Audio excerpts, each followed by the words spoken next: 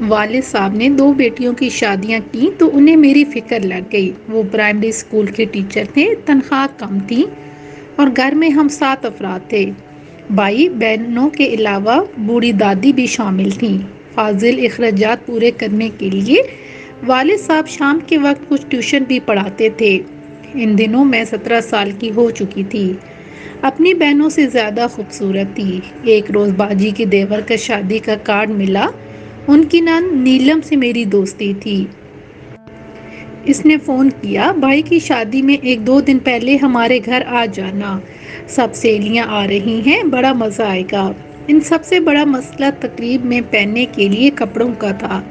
معلوم تھا کہ مالی حالات ایسے نہیں ہیں کہ نئے جوڑے بنوا سکوں۔ امی سے چوری چھپے باجی کو فون کیا اور مسئلہ بتایا۔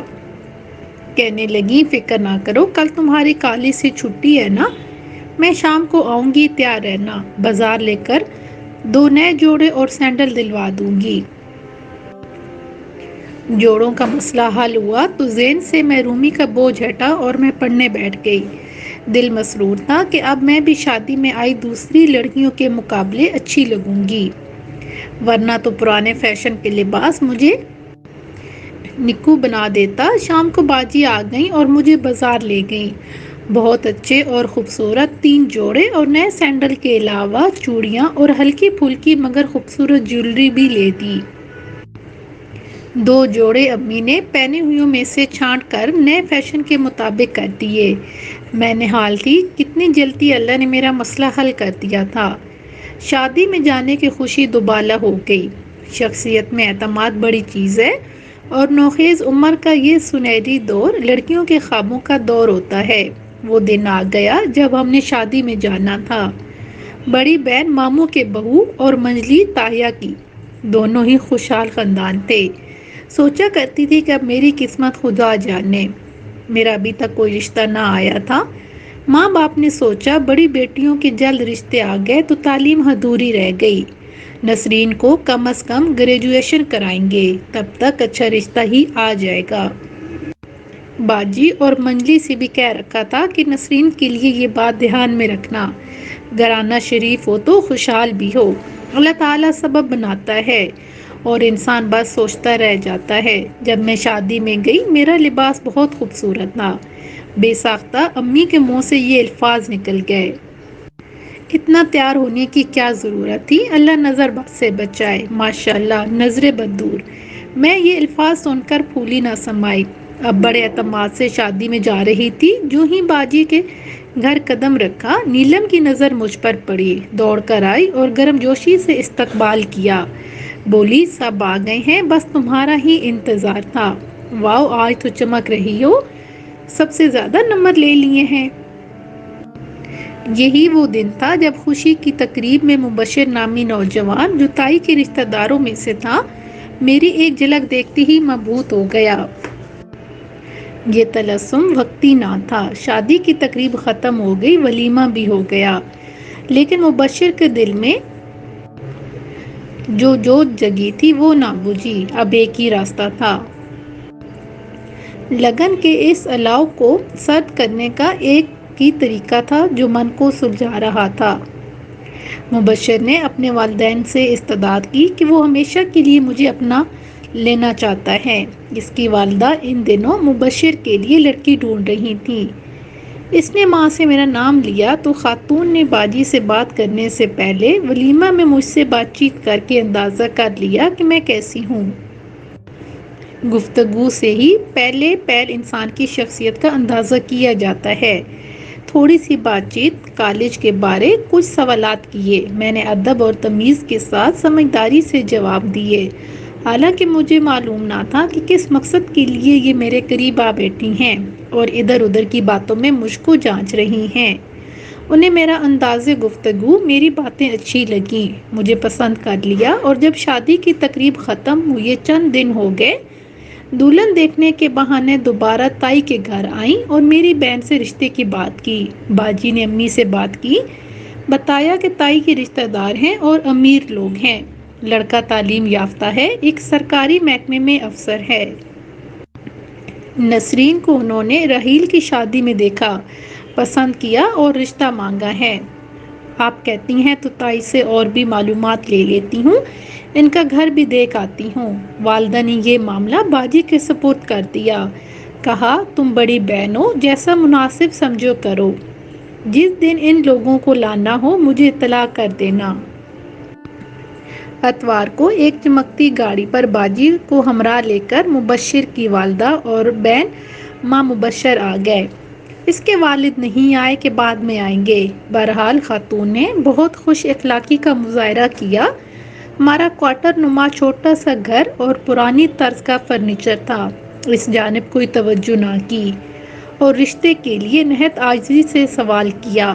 والدہ اور والد نے مبشر سے بات چیت کی۔ دونوں کو لڑکا اور اس کے گھر کی یہ خواتین مہذب اور اچھی لگیں۔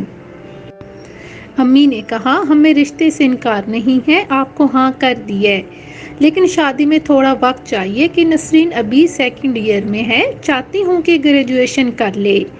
مبشر کی ماں نے جواب دیا، بہن جو کام وقت پر ہو جائے وہ اچھا ہے، دیر میں دیر ہوتی جائے گی، آنے والی کل کا نہیں معلوم کیسی ہو، کار خیر میں دیر نہ کریں۔ بچی کے سالانہ امتحان میں 2 ماہ ہیں، ان 2 ماہ میں آپ تیاری کر لیں اور پڑھائی بعد میں ہوتی رہے گی۔ امی نے ابا سے مشورہ کیا، وہ بولے کار خیر میں بھی تاخیر کا قائل نہیں ہوں، آپ ٹھیک کہتی ہیں، لیکن ہماری ایک مجبوری ہے، میں اسکول ٹیچر ہوں، ہم سفید پوش ہیں، نسرین کی شادی پر آپ کی حیثیت کے مطابق جہیز نہیں سے دے سکتا، میں صاف گو آدمی ہوں، جو مجبوری ہے بتا دی ہے۔ ہم نے کب آپ سے جہیز مانگا ہے، اللہ نے بہت کچھ دے دیا ہے، بے شک آپ بیٹی کو ایک جوڑے میں رخصت کر دیں، لیکن اس کام میں تاخیر نہ کریں۔ یوں تاریخ مقرر کر دی گئی۔ میرے والدین نے یہ سوچ کر ہاں کر دی کہ اچھے رشتے کو گنوانا بے وقوفی ہے، واقعی کل کا کس کو پتہ ہے کیا ہو، یہ لوگ تو جہیز کا بھی لالچ نہیں رکھتے، کسی گھرانے کے شریف ہونے کے لیے یہی دلیل کافی ہے، میں تو سوچ بھی نہ سکتی تھی کہ اتنی جلد میرے نصیبوں کے پھول کھل جائیں گے۔ مبشر کو دیکھ چکی تھی، وہ خوبصورت بھی تھا اور عمر بھی شادی کی تھی، مجھے وہ بہت اچھا لگا اور دل نے اس کو قبول کر لیا۔ ذہن میں اس کا تصور مہکنے لگا، امی بیچاری خالی دامن، ابو بھی پریشان کہ کیسے بیٹی کی شادی کا خرچہ بھر پائیں گے۔ والد صاحب نے باجی اور منجلی بہن سے اپنی پریشانی کا ذکر کیا تو دونوں نے تسلی دی کہ ہم کچھ نہ کچھ انتظام کر دیں گے۔ بیٹیوں نے شوہروں کو احوال کہا تو انہوں نے مل کر انتظام کر دیا۔ بڑے داماد نے کھانے کا خرچہ اپنی ذمہ لیا اور چھوٹے نے شادی کے دیگر اخراجات کی مد میں رقم دے دی۔ اس طرح ابا کی عزت رکھی اور میں رخصت ہو کر سسرال آ گئی۔ مبشر اور میں دونوں ہی خوش تھے، ان کو میں اور مجھے وہ پسند تھے۔ چند دن تو ساس، جن کو آنٹی کہتی تھی، خوش نظر آئیں۔ رفتہ رفتہ انہوں نے اندیہ دیا کہ اب مجھے گھر کے امور میں دلچسپی لینی چاہیے، کب تک دلہن بنی کمرے میں بیٹھی رہوں گی۔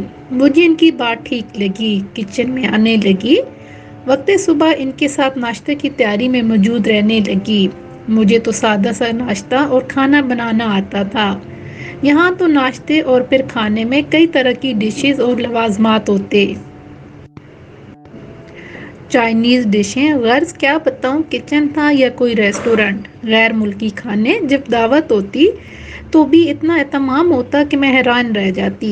یہ تمام انتظام ہماری ساس ملازمہ خواتین کے ساتھ مل کر سر انجام دیتیں۔ جب ان کے کچن میں ایسے لوازمات دیکھے سر چکرا گیا۔ ساس چاہتی تھی میں بھی کچھ انوکھی ڈشیں بناؤں، طرح طرح کے پکوان تیار کروں۔ میرے ہاتھ کی بنی چائے بھی ان کو پسند نہیں آئی تھی۔ انڈا ہاف فرائی کا کہتی مجھ سے سلگ جاتا یا زردی ٹوٹ جاتی تو اٹھا کر ڈسٹ بن میں پھینک دیتی، کہتی تمہاری خوبصورتی کا کیا کرنا ہے، دلے کا سلیقہ تو ہے نہیں، ماں نے انڈا تک بنانا نہیں سکھایا۔ اب نند بھی بول پڑتی، ممی آپ بھی کہاں سے لڑکی اٹھا لائی، نہ سوچا نہ سمجھا، نہ دیکھا نہ بھالا، گھر تو دیکھ لیا ہوتا، دیکھا تھا یہ مبشر ہی بے ہوش ہوا جاتا تھا، اس کی تو جان پر بن گئی تھی۔ اس وقت بیٹی کی محبت نے میری عقل کو زنجیر باندھ دی، اسی لیے تو کہتے ہیں کہ کم حیثیت گھرانے سے لڑکی نہیں لانی چاہیے۔ غربت انسان میں 100 عیب ڈال دیتی ہے۔ دراصل وہ ملکوں گھوم چکی تھی کیونکہ ہمارے سسر سفارت خانے میں افسر بھی رہے تھے۔ نند نے تو باقاعدہ 4 سالہ ایک اعلیٰ ادارے سے بیچلر تھی، پھر غیر ممالک سے کچھ بینکنگ کے کورس کیے ہوئے تھے۔ میں بلا سیدھی سادی ایک غریب سفید پوش گھرانے کی بیٹی ان کے ہنر کا کیا مقابلہ کر سکتی تھی؟ مجھے لگتا تھا یہ سب مجھے ذلیل کرنے کے بہانے ہیں، ورنہ ملازم کوک سب ان کو میسر تھے، مگر خود ماں بیٹی کچن میں گھسی رہتی تھی۔ شاید کہ یہی ان کا مشغلہ تھا۔ بہرحال رفتہ رفتہ میرا دل چھلنی ہوتا گیا اور مجھے ان سے بیزاری رہنے لگی۔ تاہم میں ایک صلح جو لڑکی تھی، جھگڑے کا ماحول پسند نہ تھا۔ البتہ مبشر ان سے مختلف تھے۔ وہ زیادہ تر اپنے کام سے کام رکھتے، اپنے مشاغل میں مصروف رہتے تھے۔ میں ہر وقت پریشان رہتی تھی۔ والدہ نے کہہ دیا تھا، بیٹی وہاں کا ماحول ہم سے یقیناً مختلف ہوگا تو اپنی اصلاح کرتی رہنا۔ میری بہنوں نے بھی اسی اصول پر عمل کیا تھا۔ وہاں ان کے ساتھ ایسے مسئلے مسائل بھی نہ ہوئے تھے جو مجھے درپیش تھے۔ ساس اور نند دونوں گاڑی خود چلاتی تھیں اور مجھے نہیں آتی تھی۔ باقاعدہ بیوٹی پارلر جاتی تھی۔ بالوں کی کٹنگ اور سٹرنگ لازمی ہوتی ہے۔ میرے تو سیدھے سادے نرم ریشم لمبے بال تھے جن کی کبھی چوٹی بنا لیتی اور کبھی جوڑی کی شکل دے دیتی۔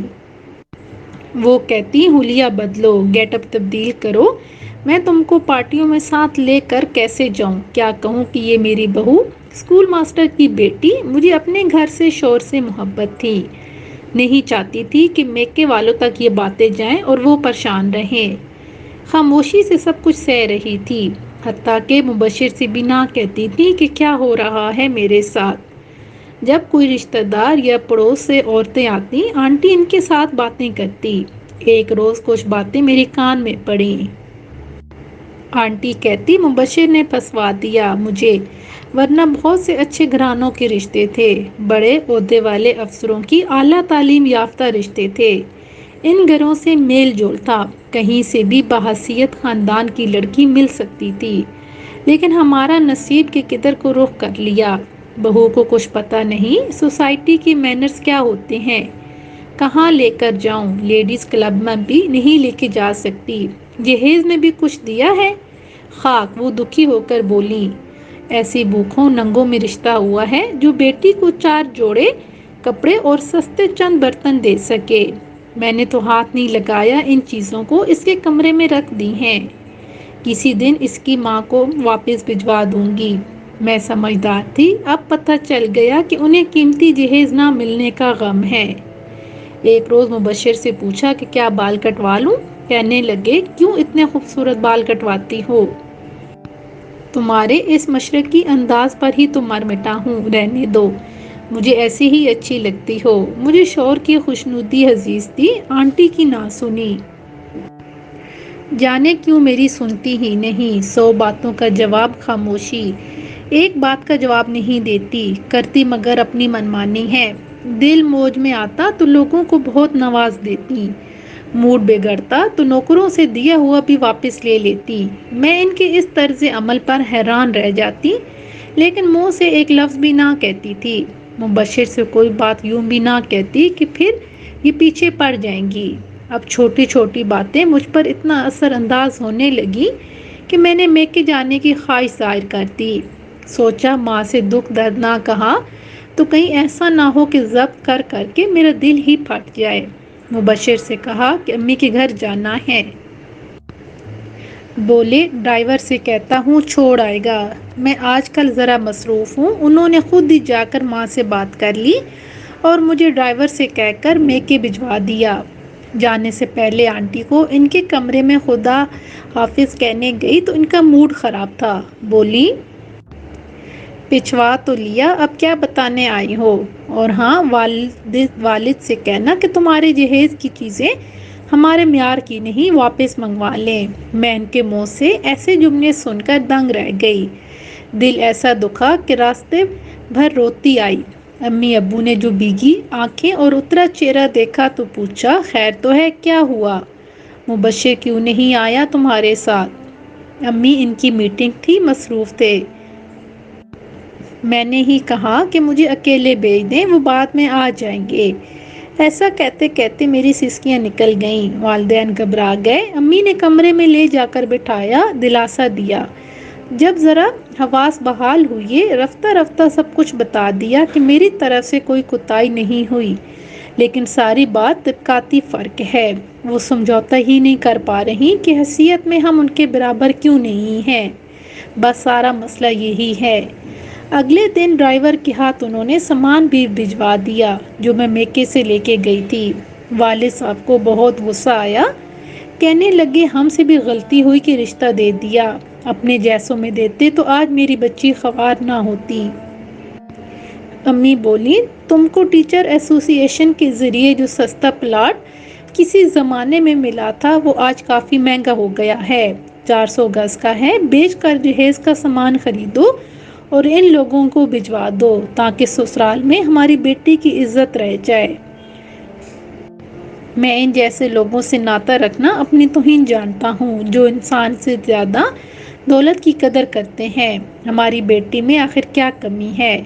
اس کی تعلیم بھی ان کی جلد بازی کی وجہ سے ادھوری رہ گئی۔ میں نے دمادوں کا احسان اٹھایا۔ تم کہتی تھی کہ بہت اچھا رشتہ ہے اور ایسا رشتہ پھر نہ ملے گا۔ دیکھ لیا جلد بازی کا انجام۔ ماں خاموش تھیں، آگے بات کرنے کی ان میں ہمت نہ تھی۔ میں مبشر کا انتظار کرتی رہ گئی، وہ نہ آئے۔ جانے کی آنٹی نے ان سے کہا کہ اپنی خوشی سے میکے بھیجا، پھر خبر نہ لی۔ فون کرتی تو آنٹی اٹھاتی اور میری آواز پہچان کر رکھ دیتی۔ مجھے اپنے خاوند سے پیار تھا، اپنی نگری اجاڑنا نہ چاہتی تھی۔ والد کہتے کہ خود آئے گا، نہیں تو میں بات کر لوں گا، ایسے تم کو نہیں بھیجوں گا۔ ان باتوں سے میں ایسی بیمار پڑی کہ ہسپتال جانا پڑا۔ مبشر کو فون کر کے ابا نے اطلاع دی، وہ بولے آ رہا ہوں۔ کون سے ہسپتال میں ہے؟ پھر خود نہیں آئے، ملازمہ کو حالات معلوم کرنے بھیج دیا۔ تب ابو نے ملازمہ کو کھری کھری سنائی۔ میں مایوسی اور بیماری سے موت کے دہلیز پر پہنچ گئی۔ اس وقت بڑے ڈاکٹر صاحب نے اپنی آخری بھرپور کوشش کی، آکسیجن لگائی اور بلڈ دیا۔ میں نے غشی سے آنکھیں کھول دیں، دیکھا تو مبشر کھڑے ہیں، لیکن میں نے انہیں دیکھ کر دوبارہ آنکھیں بند کر لیں۔ اب جی نہ چاہا کہ اس شخص کو دیکھوں جس نے محبت کر کے ایسی بے حسی اختیار کر لی۔ وہ کچھ دیر ٹھہر کر چلے گئے۔ میں نے والد سے کہہ دیا، ابا اگر آپ کو یہ لوگ غلط لگتے ہیں تو غلط ہی ہیں، میں اب وہاں نہیں جاؤں گی۔ انہوں نے میرا ہاتھ اپنے ہاتھ میں لے کر کہا، بیٹی تم ٹھیک ہو جاؤ پھر بات کریں گے۔ اب مبشر فون کرتے اور ابا نہ اٹھاتے، کہتے کہ اسے ٹھیک ہونے دو، فی الحال کوئی میری بیٹی کو ڈسٹرب نہ کرے۔ رفتہ رفتہ میں بولنے چلنے پھرنے کے قابل ہو گئی تو مجھے آنٹی نے کہلوا دیا، خود آنا ہے تو آ جاؤ، ہم لینے نہیں آئیں گے۔ والد نے کہا، مبشر لینے آئے گا تو سوچیں گے کہ بھیجنا ہے یا نہیں۔ مبشر نہ آئے تو ابا نے بھی نہ بھیجا اور نہ میرا دل چاہا کہ بے توقیر ہو کر جاؤں۔ موت کا چہرہ دیکھ لیا تھا، روح جسم کو چھوڑتے چھوڑتے واپس آ گئی تھی، تو اب ایک نیا حوصلہ بھی آ گیا۔ اپنی قدر پہچان لی کہ جب تک آپ کو وہ مرتبہ وہ عزت نہ ملے، خود کو کسی کے پیروں میں نہ گرائیں۔ ایسی بے قدری کی زندگی سے اکیلے جینا ہی اچھا تھا۔ والد نے ان کی شرائط نہ مانی تو انہوں نے طلاق بھجوا دی۔ مبشر نے ایک شے کو پسند کیا، اس کی طرف لپکا، آسانی سے حاصل ہو گئی تو بھی قیمت کر دیا۔ انہوں نے طلاق بھجوائی تو مجھے ذرا بھی ملال نہ ہوا۔ بے شک انسان جب درد کی انتہا سہ لیتا ہے تو پھر درد درد نہیں رہتا۔